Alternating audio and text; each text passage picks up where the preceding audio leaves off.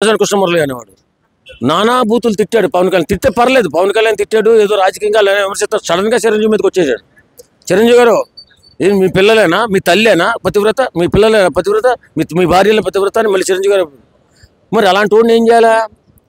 ఆవేళ గొంతుకొసేయాలి. సంస్కారం జరుగుతున్నటువంటి అరెస్టుల పట్ల మీ అభిప్రాయం?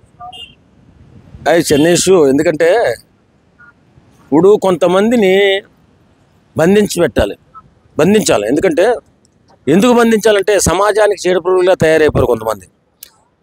మానవతా విలువలు లేవు, మనుషులుగా ప్రవర్తించట్లేదు. ఎంత బండబూతైనా సరే ఏదో తాగుబోతూ ఇక్కడ చూడు, మనం అనకూడదేమో వాళ్ళని. శ్రమలో ఉన్నటువంటి వ్యక్తులు కొంతమంది తాగి షోయిలైన స్థితిలో కొన్ని బూతులు తిట్టుకుంటూ ఉంటారు, అప్పుడప్పుడు వింటుంటాం.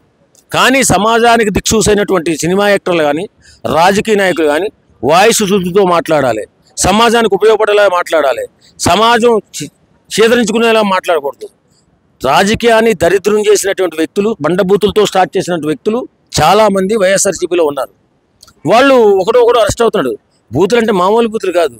నీ పెళ్ళం ఆడికాడిపోయింది, ఈ పెళ్ళం ఈడికాడిపోయింది, నేను అంటాను, నువ్వు ఒప్పుకుంటావా?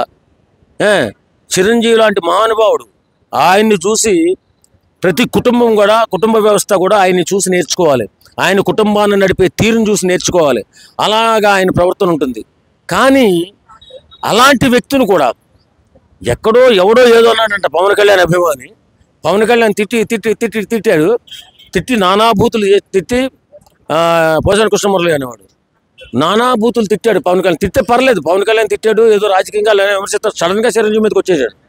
చిరంజీవి గారు ఇది మీ పిల్లలేనా, మీ తల్లేనా పతివ్రత, మీ పిల్లలేనా పతివ్రత, మీ భార్యల పతివ్రత అని మళ్ళీ చిరంజీవి గారు. మరి అలాంటి వాడిని ఏం చేయాలా? ఆవేళ గొంతుకొసేయాలి. సంస్కారహీనుడైన ఎవరినైనా సరే ప్రభుత్వం అరెస్ట్ చేస్తుందంటారా? ఖచ్చితంగా బూతులు లేనిటువంటి పాలన కావాలి, సంస్కారంతో మెలిగే రాజకీయ నాయకులు కావాలి. సంస్కారం లేకుండా మాట్లాడే ఇలాంటి విధవల్ని ఖచ్చితంగా అరెస్ట్ చేయాలి. ఇప్పుడు వల్లభనేని వంశీ, పోసాని ఇంకా లిస్టు కొనసాగుతుందంటారా? మనం బూతుల మంత్రిది అనుకుంటున్నాను. బూతుల మంత్రిని అరెస్ట్ చేయాలి. ఎందుకంటే వాడి నోరు కోసేయాలి, నోరు కుట్టేయాలి. అది ఎందుకంటే పొద్దున్న లెగిస్తే బూతు, చంద్రబాబు నాయుడు పేరు చెప్తే బూతు. రాజకీయ నాయకులు అంటే సంస్కారులుగా ఉండాలి, రాజకీయం అంటే సంస్కారవంతంగా ఉండాలి, రాజకీయం అంటే సంస్కార మాటలు మాట్లాడాలి, బుద్ధి మంచిగా ఉండాలి, సహాయం చేసే గుణం ఉండాలి. ఏమీ లేదు. పబ్లిక్ చూస్తున్నారా లేదా? అందులోని ఇప్పుడు సోషల్ మీడియా వచ్చిన తర్వాత ఒళ్ళు దగ్గర పెట్టుకుని మాట్లాడాలి. మామూలు సామాన్యులాగా మనం మాట్లాడినట్టు మాట్లాడకూడదు. ఒళ్ళు దగ్గర పెట్టుకుని రాజకీయాల్లో ఉన్నాం, సేవా దృక్పథంతో ఉన్నాం, సేవ చేసే కార్యక్రమాల్లో ఉన్నాం, ఒక మంత్రిగా ఉన్నాం, ఒక ఎమ్మెల్యేగా ఉన్నాం అని ఆలోచించుకుని మాట్లాడాలి. అలాంటిది ఏమి లేకుండా నీచ సంస్కృతిగా, నీచాతి నీచంగా, నికృష్టులాగా మారిపోయి బూతులు తిట్టడం మొదలుపెట్టారు. ఆ చంద్రశేఖర్ రెడ్డి అనేవాడు కాకినాడ ఎమ్మెల్యే, వాడు ఫస్ట్ స్టార్ట్ చేసింది వాడు. పవన్ కళ్యాణ్ గారిని ఇష్టానురీతిలో ఉచ్చనీచాలు లేకుండా తిట్టాడు. వాడిని తొక్కిపెట్టాలి, ఆడిని ఒకటి అరెస్ట్ చేయాలి. ఇప్పుడు కొడాలి నాని, రోజా, ఆడు ఎమ్మెల్సీ దువ్వాడ శ్రీనివాస్, ఆడు మహాపతివ్రత కబుర్లు చెప్పాడు. నేను చాలా ప్రాతిపత్యం కలిగిన వాడిని, శ్రీరాముడు వారసుని అని ఏవేవో పెద్ద పెద్ద మాటలు మాట్లాడి పవన్ కళ్యాణ్ విమర్శించాడు. ఇప్పుడు ఏమైంది? ఆయన తొక్కి నారదీశాలు కొడుకునే. అందరూ వరుసగా లిస్టు ప్రకారం ఎవరెవరు లోపలికి వెళ్ళాలి అందరూ వెళ్తారంటారా? ఖచ్చితంగా వెళ్తారు. శ్రీరెడ్డి వీళ్ళంతా దాక్కుని ఉన్నారు. ఇప్పుడు శ్రీరెడ్డి, కొడాలి నాని క్షమాపణ చెప్పేసి దాక్కుంటే వెతికి బయటికి తీసుకొచ్చి జైలు వేస్తారంట, తొక్కి పడేస్తారు. ఏమండి, సంస్కారం లేదండి. బతుకుతున్నాం, పిల్లలతో బతుకుతున్నాం, కష్టపడి బతుకుతున్నాం, సంస్కారంతో బతకాలి కదా. సంస్కారం వద్దా? ఎవరినన్నా చిన్న మాట అంటే ఎవడన్నా ఊరుకుంటారా?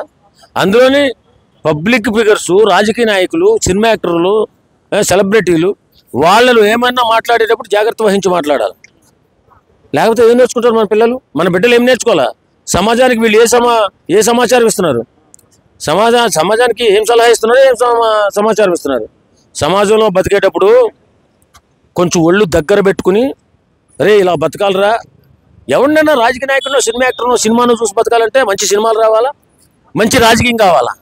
ఇదేమి లేదు, బుద్ధి లేకుండా మాట్లాడడం, నీచాతి నీచంగా దిగజారిపోవడం, అంతే జరుగుతుంది. Thank you.